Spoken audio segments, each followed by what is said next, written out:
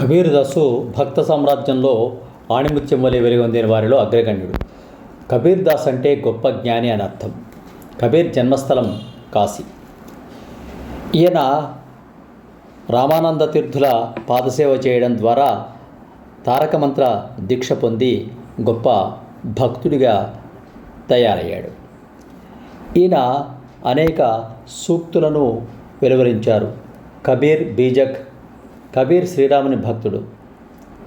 ఈ కబీర్ రాసినటువంటి ఎన్నో సూక్తులు మనకు అందుబాటులో ఉన్నాయి.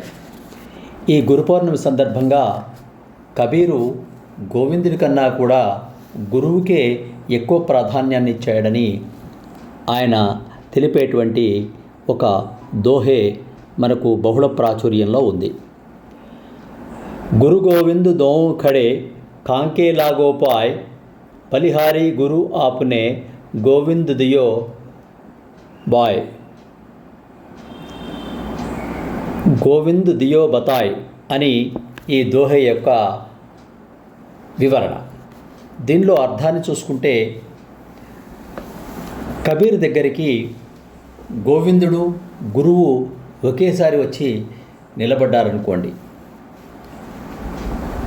నిలబడప్పుడు ముందుగా ఎవరికి నమస్కరించాలా అని ఆలోచించి చివరకు కబీరు గురువుకే ప్రణామం చేస్తాను అన్నాడు.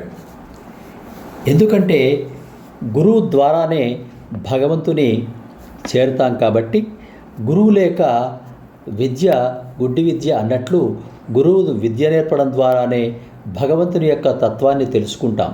అందుకే గోవిందుడి కన్నా మొట్టమొదలు గురువుకు నమస్కారం చేస్తానంటాడు.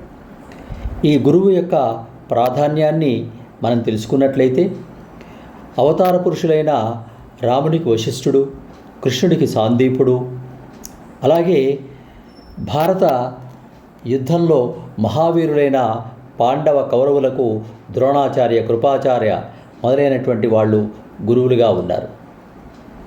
అలాగే ఆధునిక కాలానికి వస్తే భగవతత్వాన్ని సామాన్య జనులకు అందించినటువంటి జగద్గురువులు శంకరులు, రామానుజులు, మధ్వాచార్యులు భగవంతుని యొక్క తత్వాన్ని మానవులకు అందేటట్లుగా చేశారు. కాబట్టి భగవంతుడు ఉన్నాడా లేడా, భగవంతుని చేరేటువంటి మార్గాలేమిటి, భగవంతుని ఎన్ని విధాలుగా మనం సంబంధాల ద్వారా కొలవచ్చు అనే విషయాన్ని కూడా గురువే మనకు తెలియచేస్తాడు. లౌకికంగా కూడా ఈ లోకంలో చక్కగా జీవించడానికి కావలసిన మార్గదర్శి కూడా గురి అవుతాడు. అందుకే గురువు లేకుండా ఏది సాధ్యపడదు.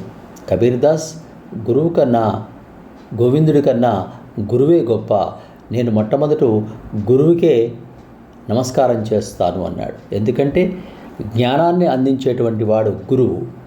ఆ జ్ఞానాన్ని అందించే మార్గంలో గురువే మనకు ఒక చుక్కానిలా ఉపయోగపడతాడు. కాబట్టి గురువు యొక్క గొప్పతనాన్ని ఈ దోహేలో మనకు చక్కగా వివరించారు కబీర్దాస్.